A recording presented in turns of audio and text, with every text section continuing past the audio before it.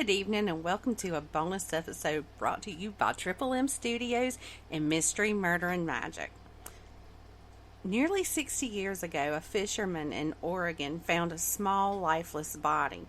The body had been wrapped in a patchwork quilt, and along with the small child's body in the quilt were iron weights to weigh it down. And that was a clear sign to whoever had left it there was hoping that it would never be discovered. Well, you would think that it would be an easy case to solve. A missing child would surely have been reported to the authorities, allowing a quick close to the case, right? Well, not this time. Investigators worked tirelessly on identifying the child, but only a month later, after the case actually started, it was declared a cold case. Over time, 23 members of the Jackson County Sheriff's Office worked the case with help from the FBI and the Oregon State Police. But one by one, year by year, the case grew colder. Fast forward to 2007, and the case was opened again by Detective Sergeant Colin Fagan and Special Investigator Jim Tattersall.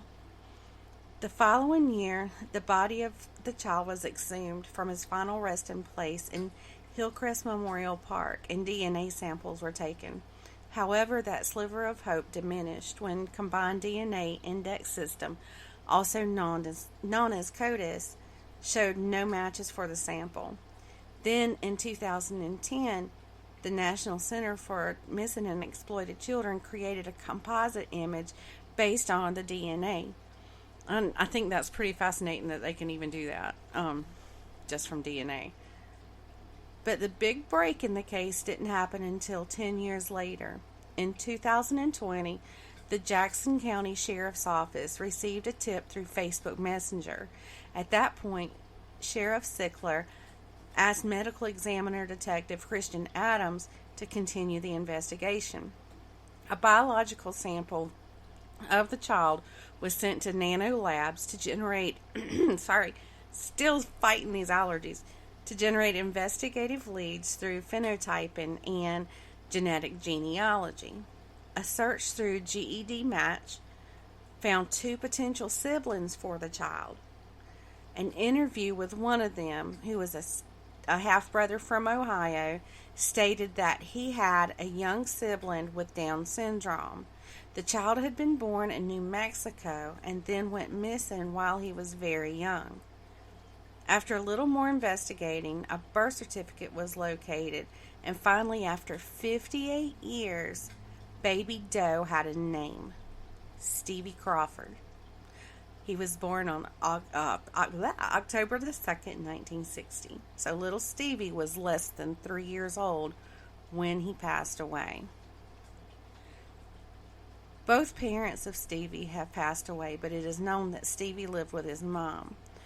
How he ended up in that reservoir is still a mystery, but it has brought some closure to the siblings that loved and missed him.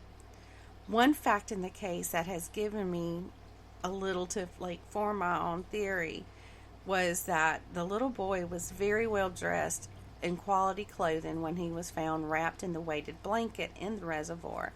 Now, to me, that suggested, and like I said, this is just my own thoughts, that maybe he came from a well-off family and the child having Down syndrome was maybe an embarrassment and brought shame to the older members of the family. But the problem I have with that theory is that he was almost 3, so if that was the case, I feel that he would have been probably killed a lot sooner than, being almost 3. Investigators have never said that this was a murder, and they don't know how he died. There really could have been an accident that caused little Stevie to die. Maybe he had an illness, but whatever. Maybe they were kind of scared to contact the authorities when whatever happened, and then they hid his body in the lake and used the weights in hopes of him never being discovered. I don't know. I'm really just thinking out loud here, okay? Now, what do y'all think happened to little Stevie? I'd like to hear, your thoughts on it. And you can send us an email at 3mpodcast3@gmail.com. Well, that's all I have for today. Don't forget to come back on Saturday. There'll be an all new episode of the Weekend Weird Files. Y'all have a good rest of your night.